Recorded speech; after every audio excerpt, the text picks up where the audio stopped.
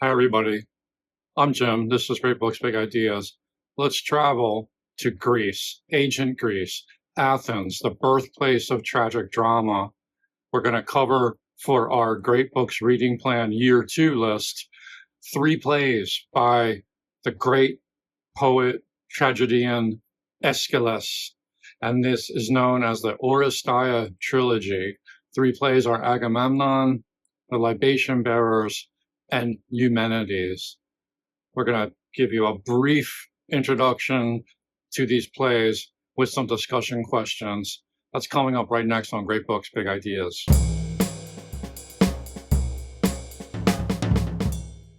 Let me give you some historical background to the Oresteia, because I think that's really necessary if you want to appreciate what's going on with these plays. So after the Greeks beat the Persian invaders around 480, 478 BC, Athens experienced a golden age of success, wealth, and cultural growth. This was known as the Golden Age of ancient Athens, a period that lasted about 100 years and is filled with amazing achievements in architecture, sculpture, poetry, philosophy, theater, historical writing, and democratic theory. And out of what had been a harsh world of wars, family feuds, blood sacrifices, and superstition, a new world of relative peace and harmony had arisen during this period. Athens was a center of religion and philosophy, art, government, and ethics, and naval power. And this set the standard for what a civilization could achieve. The world hadn't seen anything quite like it before. But it didn't last forever. What started with triumph and optimism ended in defeat and decline. About 50 years passed between a victory over Persia and the beginning of the Peloponnesian War with Sparta, which was a long, drawn-out, 30-year tough struggle that ended with the defeat of Athens, relegated to a second-rate status, and its democracy was in tatters. The Oresteia is our only complete surviving Greek tragic trilogy. It's the best example of, I think, the Greek Athenian civilization's imaginative vision. I'm sure the Athenians saw a lot of themselves in the outcomes of this trilogy, and it's written by the oldest of the surviving Greek tragedians, Aeschylus, who's a very poetic, very deep, noble, austere, regal, the kind of like elemental type of tragic poet. He's a really great poet, but only about 9 of his plays have survived. But we did get this one complete trilogy. These plays were performed at the Festival of Dionysus at the Acropolis, just below the Parthenon in Athens. And you had competing playwrights. I believe, if I'm not mistaken, there were 3 contestants, each of whom would write a trilogy of plays, sometimes like sequels, like interrelated, like a mini-series, and sometimes not. But there would be three tragedies, and then what was known as a satyr play, which added a little bit of lightness. Some, I wouldn't exactly call the satyr plays comic plays, but they're a little bit of comic relief, a lighter touch after going through the 3 tragedies. We do not have the satyr play for the Oresteia. We do know the name of it, but we don't have that extant. I'm not even sure we have a complete satyr play by any of the surviving tragic poets. So I know there are some fragments that exist. Anyway, it was a competition. These 3 playwrights would contest against one another, and then I think it was democratically voted on. They would award a winner. You would get the prize. The Greeks liked competition. It's where we got the Olympics from, too. Anyway, The three tragedies that Aeschylus wrote are Agamemnon, the Libation Bearers, and the Eumenides, which is sometimes translated as the kindly ones.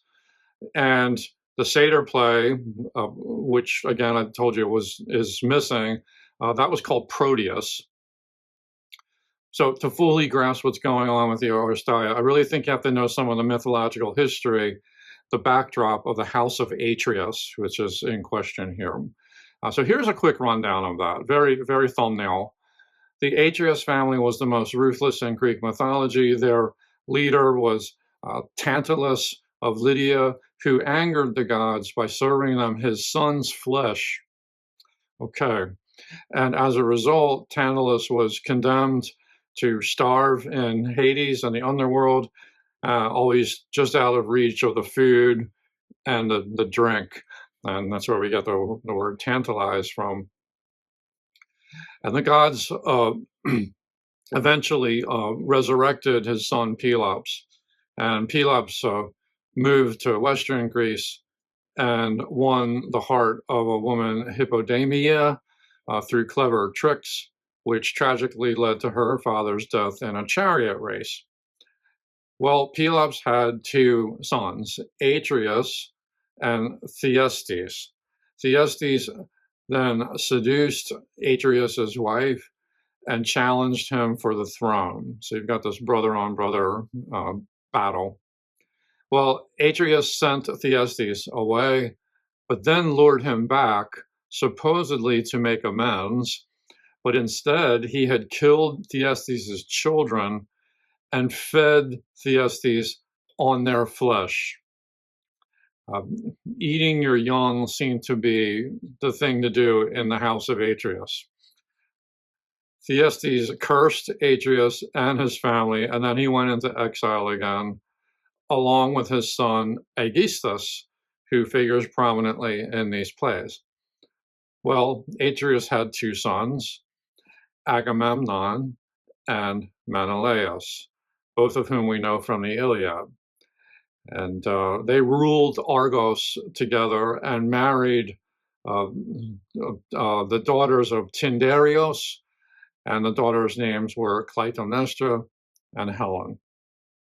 As you know, Agamemnon led the Greek forces in their effort to retrieve Helen, the wife of Menelaus, from Troy after she ran off with Paris, son of King Priam of Troy. Now, here's a crucial background point necessary for understanding Clytemnestra's motivations in the first play called Agamemnon. Remember, Clytemnestra is the wife of Agamemnon. At the very start of the Greek expedition to go off to Troy, Agamemnon had to sacrifice his daughter, Iphigenia, to ensure safe journey across the seas. The Oresteia picks up, when the play starts, it picks up 9 years later after the sack of Troy. Agamemnon is on his way back from Troy. He has also brought back a woman, Cassandra, whom he seized as booty.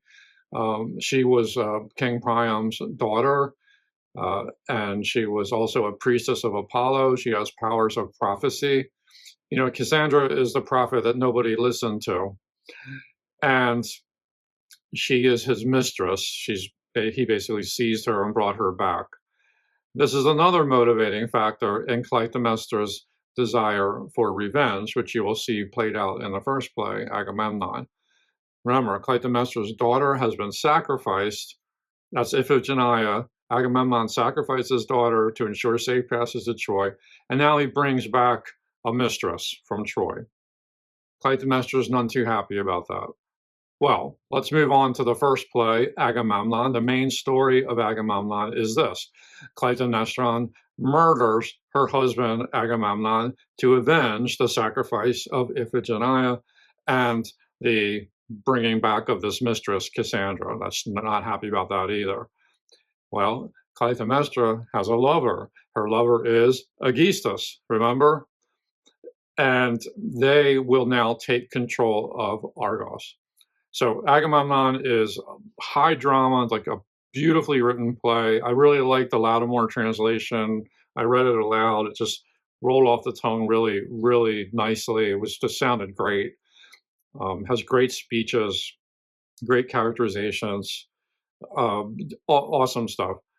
Okay, that's Agamemnon, which that plays about the murder of Agamemnon, and that sort of upsets everything in Argos. In the next play, the Libation Bearers, Orestes, who is the son of Clytemnestra and Agamemnon, he does what Apollo tells him to do, which is to get vengeance.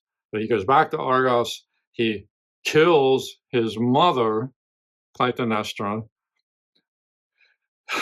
and he kills Aegisthus to get revenge. But here's where the Furies come in. The Furies were the Greek goddesses of very intense revenge and family justice. These are very deep-seated chthonic goddesses, like very primal in the Greek mythological structure. And they go after Orestes. They chase him and they drive him crazy. This is what happens when you kill family members. Well, in the final play of the trilogy, the Eumenides, the Furies chase Orestes to Apollo's shrine at Delphi. It's the heart of Greek religion and prophecy. Apollo is able to cleanse Orestes of his blood guilt, but he cannot quite handle the Furies. And he then sends Orestes to Athens, which is the city of the goddess Athena, the goddess of wisdom, where he is put on trial. So the third play is about a trial, the kind of thing that you were finding in Athens during its golden age. Orestes is found not guilty by a jury of men, and he gets his lands back in Argos. And then Athena also convinces the Furies, who again are these demon goddesses of revenge, personal revenge. She convinces them to become good friends. They are now known as the kindly ones of Athens. So in a sense, the trilogy ends on a happy note after all this carnage and revenge. We seem to have gotten rid of the darkness, and a new order of light and justice and getting along has started. So to review, the Oresteia, which is our only remaining example of a Greek tragic trilogy, which was conceived and performed as a unit at the Festival of Dionysus in Athens, it chronicles the move from a revenge society to one based on laws and trial by jury. It seems like we're making progress. Clytemnestra exacted revenge against her husband in the Agamemnon play. And then in the middle play, the Libation Bearers, Orestes, the returning son, avenges his father's murder by murdering his mother. And then in the final play, the Eumenides, Orestes stands trial for the murder of his mother, Clytemnestra, and the verdict among the 12 male jurors actually ends in a deadlock, with half voting guilty and half voting not guilty. Okay, Athena, who was the judge, the goddess in charge of the trial, she breaks the tie. She decides to side with Orestes, and she explains that she's always rooting for the male and always supportive of her father, Zeus. So she wants to keep the Furies, who are very much about personal revenge. She wants to keep them in check. So even though the trilogy ends on this high note, the way that justice is rendered feels a little bit uncertain, doesn't quite hit the mark. You might feel a little bit destabilized by it. And it's very much focused on like a patriarchal system. The men kind of come out on top and the women suffer for it. And we're not even sure, like, if this is this just Athena being arbitrary and breaking the tie, or is there something more to it? So that's a really quick rundown of what's going on in these three plays. Now, here are 5 interpretive discussion questions that might be worth writing about, talking about, thinking about. Again, when you're dealing with literature or any difficult text, like, we're really interpreting what's going on. There are no easy, pure answers to these questions. They're intentionally ambiguous. They're meant to be open for discussion and debate. The first question involves the evolution of justice. How does this transition from the ancient blood feud society that's personified by the Furies, uh, that transition from that to the democratic trial system uh, at the Areopagus, how does that alter our definition of justice? Is this new legal system presented as a genuine moral triumph, a novel innovation, an advancement, a sign of progress? Or is it merely a political, convenient compromise that's meant to halt this endless cycle of violence? And this raises like a broader question: can we ever break the cycles of violence of these endless blood feuds, civil wars, religious strife, race wars, and all the rest? And if so, how? How can we break those cycles? Can it be accomplished at all in the absence of the rule of law? It seems to me like in the final play in the trilogy, Aeschylus is trying to, advocate for the need for a system of justice and for a rule of law that everyone should abide by. And in the absence of that, you get back into the world of blood feuds, revenge, chaos, and carnage. The second discussion topic has to do with choice. Is free will a choice or an illusion? Okay, in the backstory, King Agamemnon had a choice. He chose to sacrifice his daughter Iphigenia, uh, but he could also have chosen to abandon his military alliance. He chose to sacrifice and to stay in charge so that they could get safe passage to Troy. And in the Libation Bearers, Orestes is basically commanded by Apollo to murder Clytemnestra, his mother, or suffer divine wrath. He has to. It reminds me a little bit of like Hamlet, where Hamlet is just put in the position of having to avenge his father's murder, and you wonder like how much choice did Orestes have. So does Aeschylus want us to view these tragic dilemmas as acts of genuine free will, or are these men merely puppets trapped in a predetermined web of ancestral guilt? And why do the plays demand punishment for choices that seem to be entirely coerced?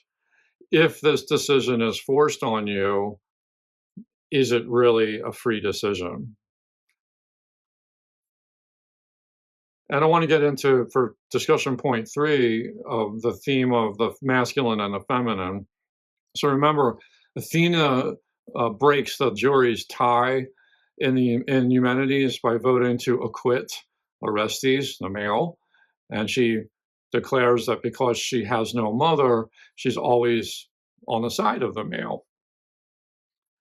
Well, that sounds like a stacked deck against the women. And what does the trilogy suggest about the relationship between gender, civic stability, and relations with the divine? Must it be the case that the maternal and feminine forces, which are represented by Clytemnestra, and that raw power, that demonic power of the Furies, who are goddesses, must that be subjugated or pacified somehow in order for civilization to thrive? And should modern audiences bristle at a notion like that? And you might even ask, is this tragic trilogy misogynistic? There's a lot you could say about that. I will say one thing, as you find with so many other of these Greek plays, the female roles are powerful characters. They have strong motivations. You can empathize with them in large measure. I could understand Clytemnestra's motives for revenge quite easily. Her daughter was sacrificed. Her husband has brought back a mistress from Troy. She is none too happy about that. She's a great tragic character. Also, Cassandra plays a huge role in the Agamemnon play. She gets wonderful speeches about her plight, about her situation. You know, she sees what's going to happen to Agamemnon, and the chorus, the Greek chorus, doesn't fully understand until it's too late. She also sees what's going to happen to her. And then the Furies are, you know, as scary as they can be, like they kind of have a point too. I mean, they need to be respected. Like they command respect. They need to be treated with kid gloves, because you don't want to like you don't want you do not want the Furies at your back. Like let's put it plain and simple. Those forces are really, really, really powerful. And it seems like the superstructure on top of this Greek society of, yes, we have democracy, yes, we have rule of law, yes, we have trial by jury. It feels like a compromise, and you know, if everything is kind of gendered, it feels like it gets thrown out of whack. But anyway, I'm just throwing that out there for you to think about. Let's talk about Clytemnestra a little bit more for topic number 4. Is Clytemnestra's murder of Agamemnon framed primarily as a justified, retributive act of maternal grief, a sense of injustice at the sacrifice of Iphigenia, or is it a transgression, a transgressive grab for political power and sexual power? She basically conspires with Aegisthus to pull this off, and doesn't seem to be too upset about now being in charge of things with Aegisthus. Is Aeschylus able to get the audience to balance their sympathy for her grievances with the horror at the violation of the social order that killing the king brings on? It's very ambiguous. It's a very rich thing to interpret, and no easy answers there. Let's finish with one more of many possible discussion topics, and that is think a little bit about the Furies, or the kindly ones again. So at the end of the trilogy, Athena, she does not eliminate the Furies, she does not destroy them, she does not even exile them, they're not banished. Instead, she provides them with a sacred home in Athens, actually beneath the city of Athens, and they get this new label of the kindly ones. By keeping them in the city, is Athena suggesting that a rational, legalistic society that cannot survive without this something deeper, something more that's more rooted, more primal, underpinning all that, more of a foundational element, which admittedly is the realm of very primal feelings and emotions, terror, revenge, fear. What do we do with these passions? Do we make a home for them, or do we try to banish them? I think that Oresteia is partly about that too. And it's clear to me that Aeschylus is trying to find a way to make a home for the Furies. And what does this imply about human nature and the limits of pure reason? Can you have a civilization that's solely based on reason? Is that even a good thing? Do we want that sort of more elemental force that the Furies represent, which again is gendered as females, women. Do we need that too as part of this whole package? There's so much to think about with this play. It's such a wonderful trilogy. It's very special because it's the only trilogy we have, and it's a mighty good one. Anyway, that's a few things to think about. Next up in our reading plan series, we're going to stick with Greek drama, and we're going to do two of the most famous plays in all of Greek tragedy by the great poet, tragedian Sophocles, and this is Oedipus the King and Antigone.